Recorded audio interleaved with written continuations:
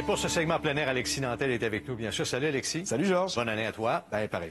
C'est le temps de l'année où on prend des résolutions. Plus souvent qu'autrement, ça tourne autour de la forme physique. On veut reprendre la forme, mieux s'alimenter, etc. Mais c'est l'hiver, il fait froid, c'est gris. Des fois, c'est dur de garder la motivation. As-tu des trucs pour nous ce matin? Oui, bien exact. Je vais commencer avec 5 points pour nos amis à la maison pour les aider à maintenir cette motivation-là, entre autres, et faire que ce soit un succès. D'abord, bien, il faut le planifier dans notre horaire. Il faut prendre un rendez-vous avec soi-même, donc plusieurs fois par semaine, idéalement, mais pas trop non plus pour se décourager au départ. Hein. On y va quand même graduellement. Ça, c'est le secret. Mais il faut déjà penser que la motivation ne sera pas toujours au rendez-vous avec nous. Alors ça, c'est tout à fait normal. Mais il faut jamais oublier, hein, derrière, pourquoi on prend cette résolution-là de faire de l'exercice et tous les bénéfices qu'on va donc obtenir en faisant cet exercice-là. Ça, c'est très important. C'est le deuxième point. Le troisième point, bien, c'est pas nouveau, hein? Il faut être réaliste avec les objectifs qu'on va se donner. Encore là, on parle d'y aller graduellement, garder le mot graduel ou crescendo en tête. Donc, on va y aller tranquillement et s'encourager soi-même. L'autre point très important, Georges, peut-être se trouver des amis avec qui faire l'exercice qu'on va choisir. Un exercice d'abord avec lequel on va avoir du plaisir, c'est important.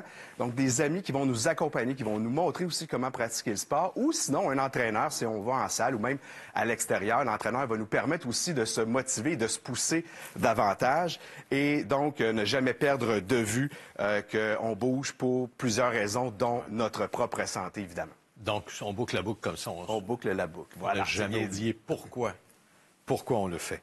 Bon, puis tu dis que ça prend des amis pour se motiver, ça aide à rendre la chose plus facile. Puis tu es allé justement vérifier jusqu'à quel point ça pouvait servir de catalyseur. Oui, tout à fait. Je suis retourné pour une seconde fois avec mes amis de chez Cardio Plein Air.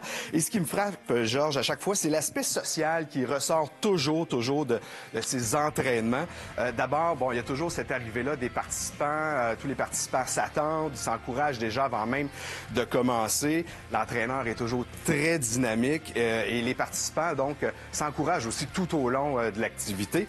C'est toujours un peu les mêmes étapes, c'est-à-dire on commence toujours par un échauffement d'abord et ça va être suivi par la musculation, donc des exercices pour augmenter la musculation et on va terminer par des étirements à la fin.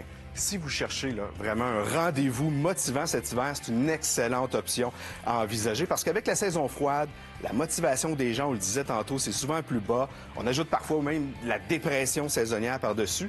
Mais toutefois, dans les petits groupes de participants là, de cardio plein air, alors que l'entraînement se fait en nature, combiné à l'effet de groupe, bien, ça en fait souvent une grande motivation à sortir.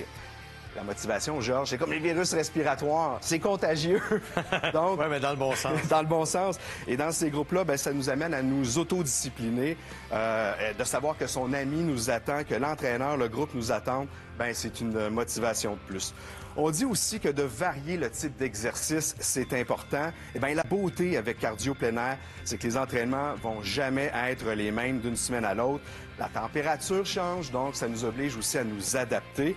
J'ai réalisé moi-même la séance que vous voyez, il faisait moins 10 à l'extérieur, mais quand même, on se réchauffe assez vite, merci. Et donc, il faut ajouter vraiment le plaisir d'être en nature, entouré de la faune, de la flore, ça rend le lieu d'entraînement agréable et intéressant, en plus de faire du bien au mental. Et là, on termine par cette séance d'étirement en groupe. C'est toujours très plaisant. Mais là, sur tes images, oui, il faisait moins 10, mais bon, il n'y a pas de neige. C'est des conditions à peu près idéales. Il fait soleil. Comment est-ce qu'on adapte son entraînement à l'hiver? Bien, il y a deux choses primordiales. Je dirais d'abord, il faut conserver notre hydratation. Parfois, le cerveau nous dit qu'on en a moins besoin parce qu'il fait froid, mais tout au contraire, il faut s'hydrater peut-être davantage. Intéressant. Oui, bon, il y a tout un système. Je pourrais revenir et faire une chronique uniquement sur l'hydratation en plein air l'hiver. Mais il y a également, bien évidemment, les vêtements. Hein. On veut s'adapter en termes de vêtements, multicouches. Alors, des vêtements qui ont une grande respirabilité. Et quand on est sur la neige ou la glace, ben, on va ajouter, par exemple, des crampons. Ça va nous aider à bien fonctionner. Je veux vous faire entendre, moi, tout de suite, Suzanne Terrien, qui est entraîneuse, qui expose les bienfaits de l'entraînement du groupe en extérieur. Oui, on retrouve tous les bienfaits d'un entraînement quand on est à l'extérieur, mais aussi on a la vitamine D, on a le fait de s'oxygéner, le fait que les décors sont jamais les mêmes, hein, de semaine en semaine, le décor est toujours changeant, donc c'est très motivant, stimulant pour le cerveau. Et aussi, évidemment, bien, le fait de socialiser, mais c'est excellent pour la santé mentale. Oh mon Dieu que ça fait du bien. On prend soin de notre corps, mais on prend soin de notre tête, hein, c'est la santé globale. Et maintenant, ben, le mot-clé pour être motivé. Un des trucs qu'on recommande, c'est vraiment de trouver quelque chose qui nous fait du bien, qu'on a du plaisir. Si on a du plaisir, il y a des bonnes chances qu'on revienne à l'entraînement. Donc, nous, on veut toujours que les clients aient du plaisir et qu'ils soient fiers de eux. Parce que s'entraîner dehors, dans la pluie, dans les tempêtes de neige, dans les grands froids, bien, t'as de quoi être fier. Une fois motivé, ben, il faut que ça dure et c'est exactement ce que je disais en début de chronique. On l'écoute. Un des premiers trucs qu'on va donner, c'est vraiment de mettre l'entraînement à son horaire. Les chances de réussite sont beaucoup plus grandes. Si, par exemple, tu sais que tous les mardis matins à 9 h, tu vas aller t'entraîner, les chances que tu viennes sont beaucoup plus grandes. Et aussi d'avoir une gang avec qui tu as du plaisir, une gang avec qui tu crées des liens. Ce qui est le fun ici, c'est que les clients, au fil des semaines, ils viennent, ils se rencontrent, ils se connaissent. Et puis, parfois, on va prendre des cafés, on fait des parties, on fait des fêtes, ils vont prendre une petite bière. Même, il y en a qui vont voyager ensemble. Donc, il y a des beaux liens qui se créent. Prendre un rendez-vous avec soi-même puis avec sa gang. Exactement.